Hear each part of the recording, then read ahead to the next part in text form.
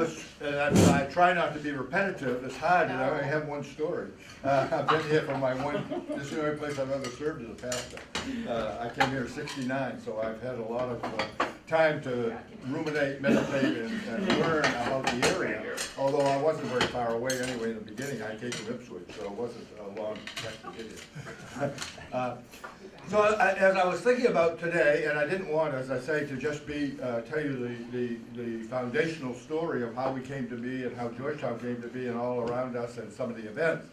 I was thinking back to an experience Miriam and I had, it must have been a year ago, when Chris Kaminsky took us through Union Cemetery. That was a very interesting walk. And there were so many stones there that had their story behind them that were interesting. Of course, I think most everybody knows, or maybe you don't, that Cuffy Dole was buried at the dead center of that cemetery over there. And then down here, if you go to Harmony, there's the same thing. You got John Purley and some other graves. But I bet one of the least known of our Georgetown cemeteries is out by us, right across from the Byfield Parish Church. That's a Georgetown cemetery. Beside the Byfield Parish Church is the old parish cemetery, which is doubly interesting in some ways. I thought, well, maybe this morning it might be interesting to you for me to pick out some of the people that are buried there and tell you just a snippet about their story, and then I'll try to do it without being too elaborate, so if you do want to ask me any questions on specifics, you can do that. Let me just say, so again, we're all on the same page. When I talk about Byfield, I'm talking about the Byfield Parish Church, which is there, Governor Dummer Academy, which is there.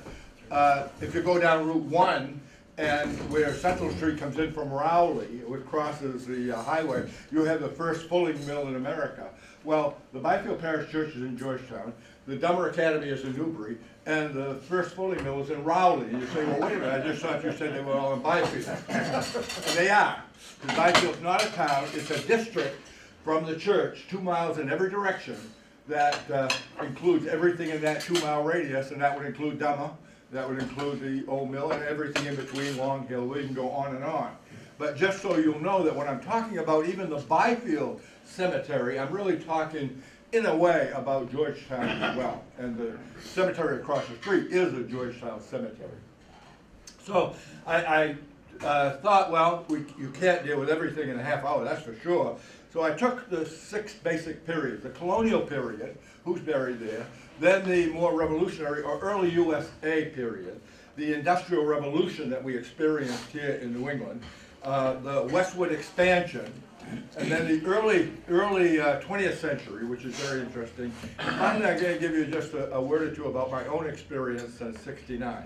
So let's see if I can do that within a relatively brief compass, and then not just run away, but if you have questions in specifics of something I may have said or not, explained to your satisfaction, I'll take a crack at it. And I think a lot of you know, and I just repeat it again, that I had an opportunity, it's almost 10 years ago now, it was 2007, to deliver a paper at Oxford University, or at least at Oxford, on the Oxford Roundtable, and I titled it the Byfield Parish Church and the Forming of the American Mind. Because, again, one of our pastor's sons was critical in getting the federal Constitution ratified, because he's the one that really changed John Hancock's mind from wanting to be the most powerful governor among independent states to wanting to be one governor under a president of the United States. That was a big deal for John Hancock. He felt he was losing, well, certainly he was losing power. And John Hancock thought a lot about himself. If you ever look at the Declaration of Independence, it shows when he wrote his name, right? Yeah. But anyway, I delivered a paper that was a little more broad than that, and it looked at our area, and particularly at one man in our church, but it looked at our area because as one of our earlier spokesmen or orators at Byfield, he came for our 200th anniversary. We've already had our 300th now. But at the 200th anniversary, a descendant of our first pastor was Moses Hale, and by the way, his daughter married the first pastor here at Georgetown, so there's that connection. But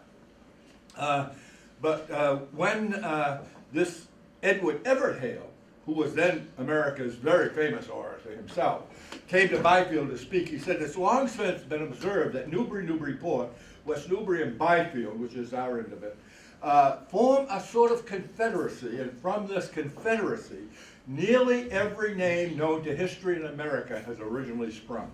That's quite a statement. Yeah. And of course, he's making it in 1902, not 2002, but still, nobody stood up and challenged him. He was basically right.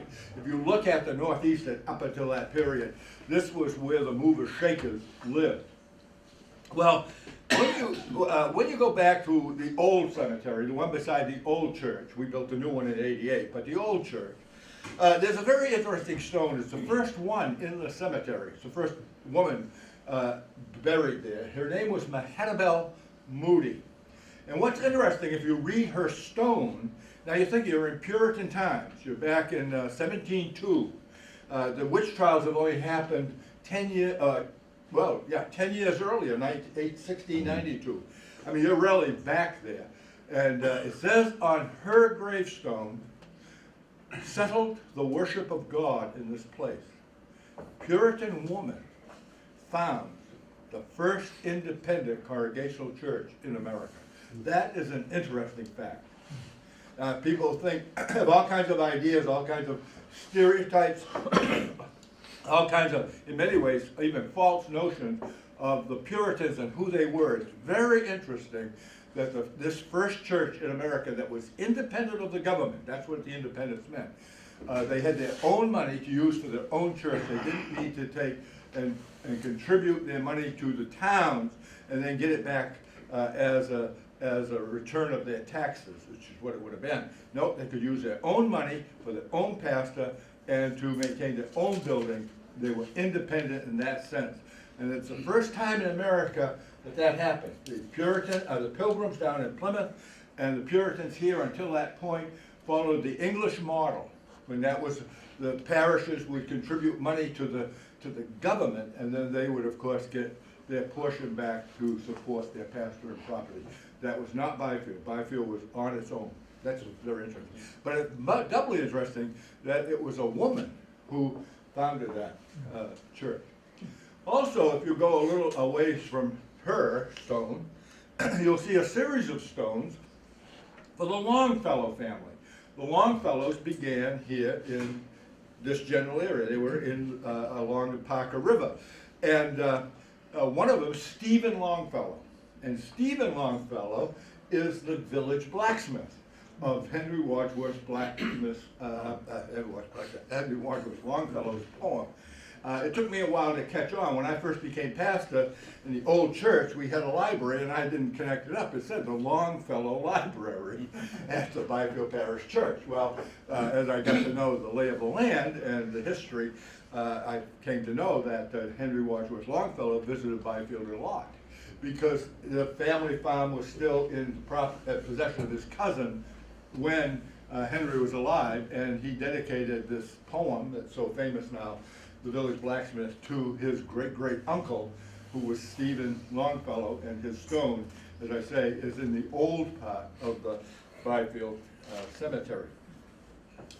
Also, there's another very interesting stone there. It's for a little girl, really, a 12-year-old girl who died of smallpox, Sarah Durant.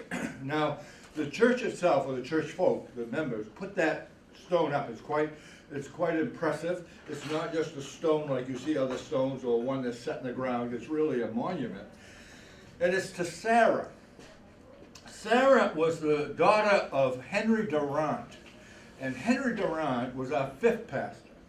Henry Durant was a Finnish scholar. He taught his Sunday school classes Hebrew. These farmers out here in remote old Byfield, they could read their Hebrew Bibles if they wanted to because of him. He had friends. Now, these names won't necessarily mean a lot, because if you're not in theological or even pastoral circles, there's no reason to, unless you just happen to know from history. But if you do go down through Connecticut, you'll see a sign on the highway that says the House of Horace Bushnell. Horace Bushnell was very influential, to say the least. But he was relatively famous in his time 150 years ago. And he was a good friend of Durant, came often to Byfield. But the really interesting thing about Durant is, when he lost Sarah to the disease, he never recovered. He really couldn't function any longer as a pastor. He just couldn't do it. And the church tried to help him out in a number of ways.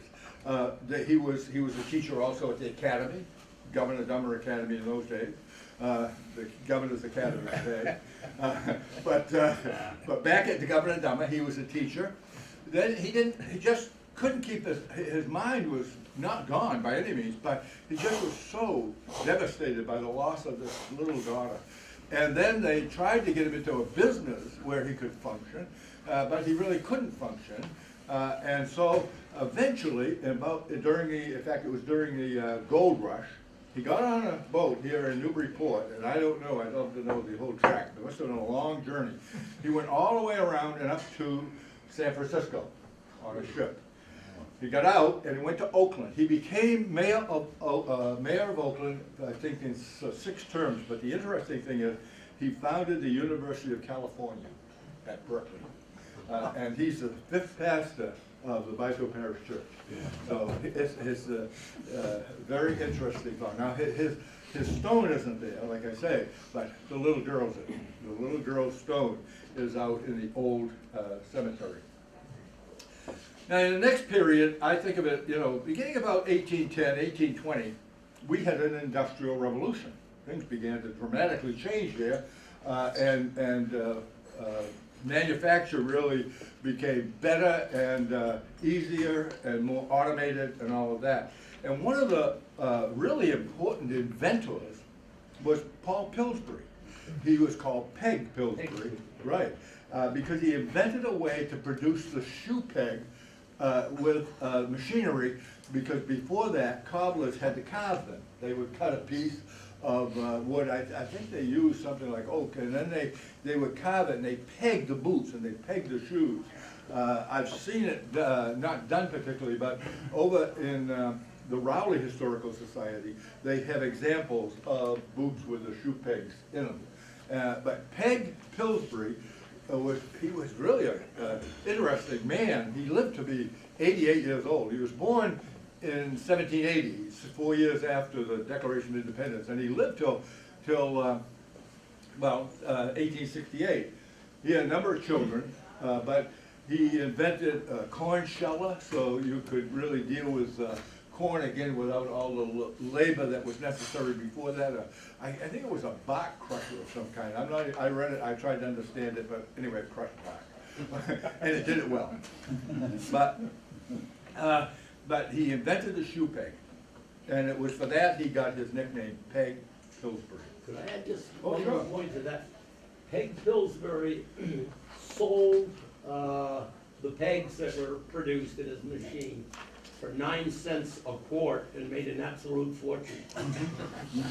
Yeah, and a lot of his, as I understand, a lot of his inventions were never patented, so he lost a lot of that. But yeah, he did well on that.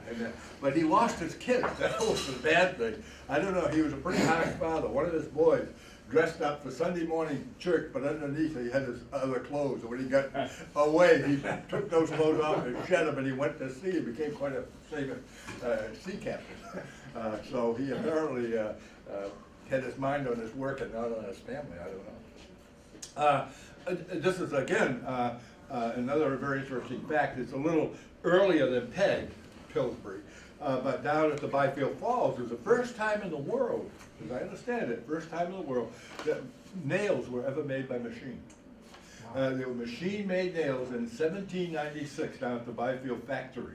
And that factory continued on into the 20th century, not making nails necessarily, but it was there. And before that, if you wanted to build a house, you had to get the guy like Stephen Longfellow, the blacksmith, to make your nails.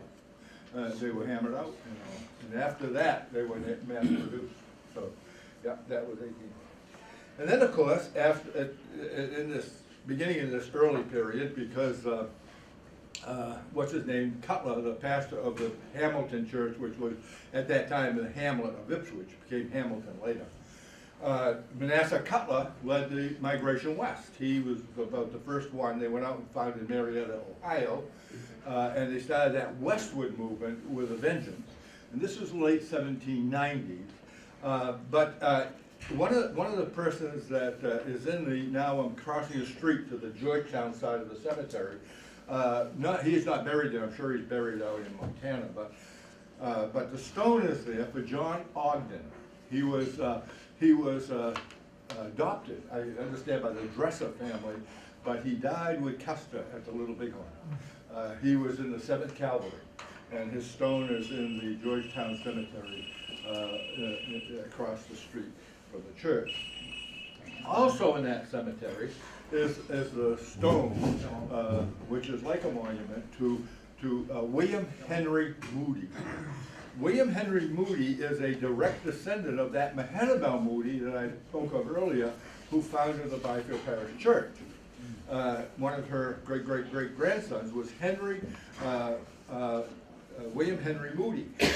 William Henry Moody was, first of all, at the beginning of his real ascendancy to, I call it fame, he was Secretary of the Navy under Teddy Roosevelt.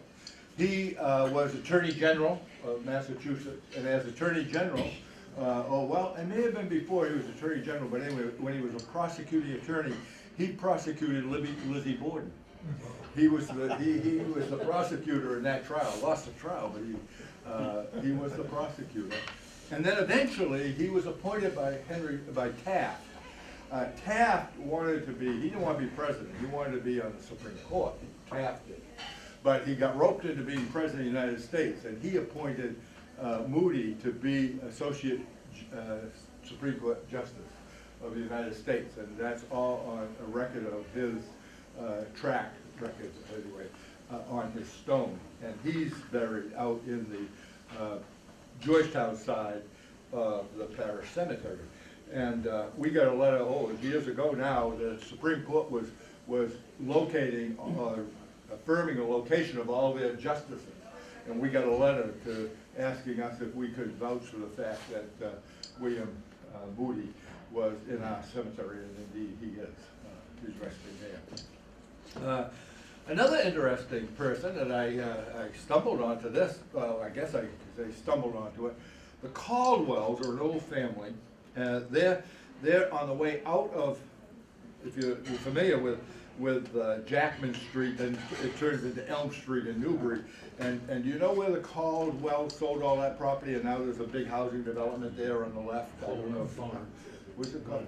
Caldwell Farms. Yeah, I guess it's called Caldwell Farms. Well, before all of that, that was really a cornfield, and Mrs. Caldwell was still alive. I used to visit her at the house. She belonged to the church, and on her dresser was a picture, or on her cabinet there was a picture of her husband on the team that was the American team for the 1936 Olympics. Wow. And he was pictured there. I believe it was Jim Thorpe. It's Jim Thorpe and he were on that team that ran. I think it was Germany. It was Hitler, I think, when it got to the Olympics there in 36. So David Caldwell, not the David many of you would know, and I would have known, was in Byfield at the time, working with his dad, was on that Olympic team. Well, what I did yesterday is just kind of roam through the cemetery back and forth to be sure I try not to forget anybody. But I'm going to give you 3 stones that are important to me personally. You know, I've been there 47 years. And I really absolutely believe, and believe it more than I ever have, that God appointed me to that church. I wasn't just appointed to be a preacher or a pastor, or writer, or I was appointed to that church for a reason. I believed it. And I don't know, I don't want to make this too much, but I had a sense of it. That's a better way to put it. I had a sense of it when I came, but after I've been there, a lot of evidence has proven that was God's call. Number one, the first pastor of Byfield Parish Church is my 5th cousin. 8 generations removed. I'm the direct descendant of the first pastor. We are the only 2 pastors in the 314 history of Byfield Church who have been there over 40 years. He served 41, I'm in my 47. He was ordained on November 17th, in 1706. I was born on November 17th. In 1939. I do believe there's some, corroborating evidence here that I'm not just blue skying it. That I really believe that I was called to that task. Well, there's a stone in the cemetery that proved it to me. I'll tell you what it is. You can think about it for yourself. But Olive Hewson, name you've doubtless never heard of. Olive Hewson was a very elderly lady when I came, and when I came, because I was still in school. I was a student when I came here. I had no experience, and I had never been in a church. I was a student in the seminary. And I was given the leave of not beginning to actually preach until May, till I graduated, though I was hired in January. They signed me up in January and said, okay, you can wait till May so you can do your work and not be, conflicted here trying to do your studies and do this. But they gave me a list of people and said, but there's these 5 or 6 families or persons actually who really want to see the pastor. Would you visit them? I said, of course I would. So Olive Hewson was my first visit ever.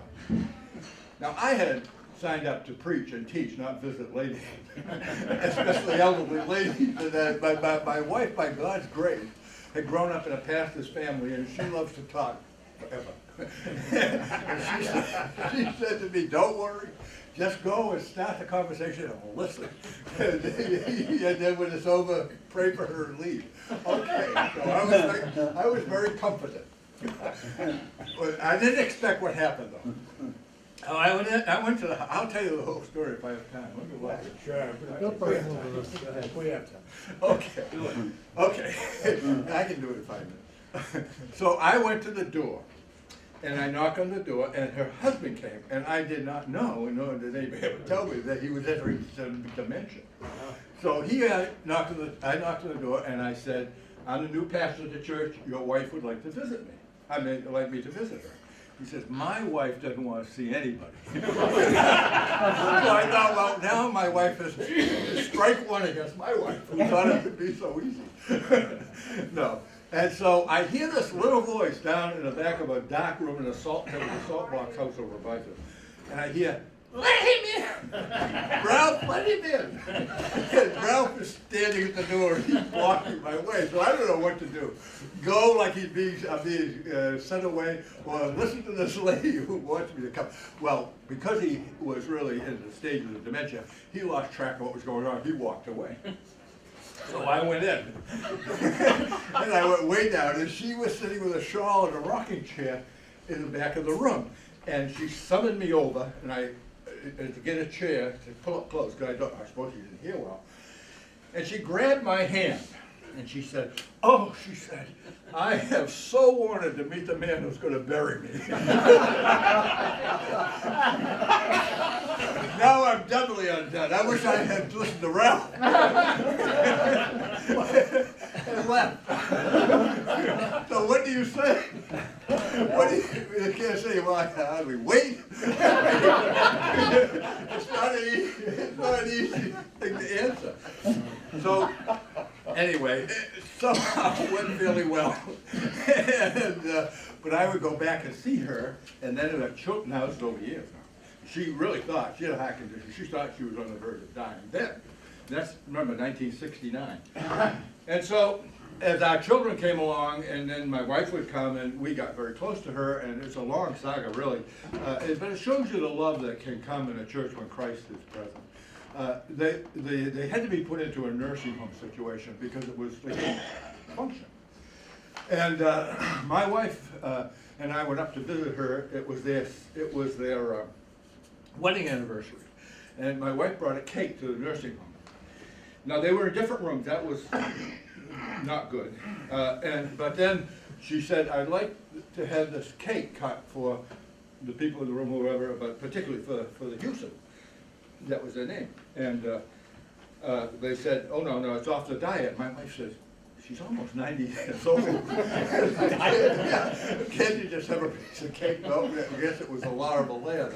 But the path of the Congress about that. So anyway, so my wife was really frustrated that they were in separate rooms. They couldn't do this, they couldn't do that. They couldn't see each other. She came back and talked to the women of our church and the Methodist church. And for the next 3 years, the churches brought them back in the home and took care of them. every day for 3 years.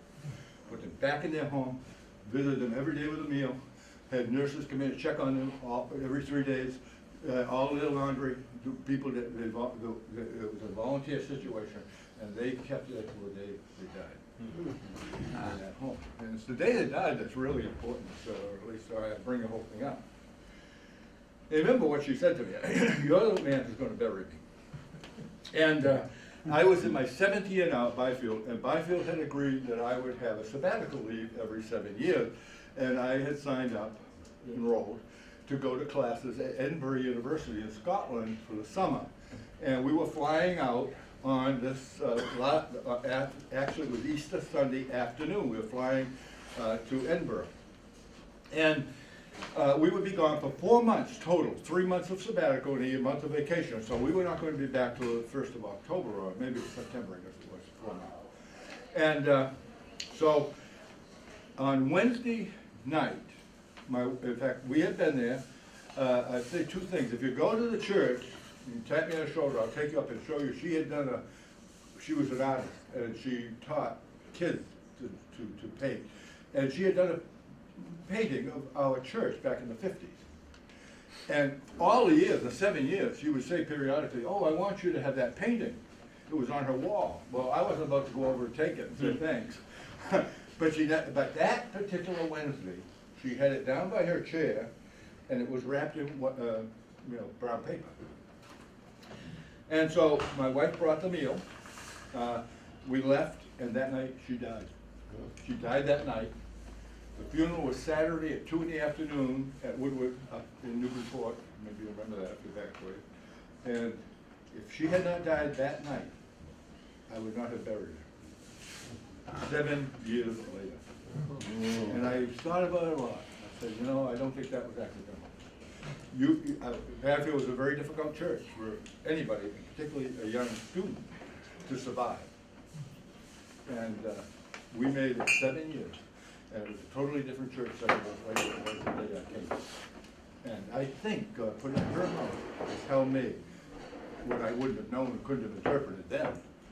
You'll be here the day I die. And that won't be for 7 years. That was just a kind of a confirmation. Well, Did you get the painting? huh? Oh yeah. Painting is beside my wall, my study wall.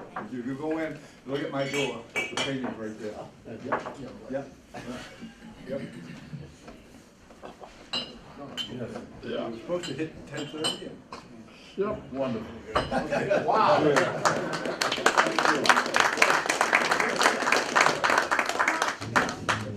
I read an article somewhere a short while ago that the cemeteries down there, that's a private, nobody's supposed to go in there. Is this true? or Oh, what? no, it's not true that it's private. It is true that it's privately maintained. Now, I don't know, Joe, you may know even more about this, because it was part of, there were 2 functions, there's the church and the parish. And the parish had responsibility for the cemetery, but the parish dwindled. And they asked the church to take it, so we became responsible for the cemetery.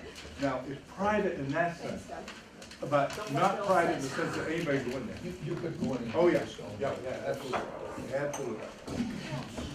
Okay. In fact, I encourage you to do it, 'cause it's very interesting. You do a quickie on Tuffy Dole, because a lot of people don't realize that these guys are the, Yeah, well, I don't know a lot about Cuffy, I thought what Chris said at that meeting, I don't remember everything, but I do know that there was still a period in time when we were very racist, and Cuffy was black, so they put him on the edge of the other cemetery. side of the stone wall. Yeah, Yeah. they put him over the side of the cemetery grew, he's now dead center. Yeah. So maybe that's a clue that we. The message is, screwed them out.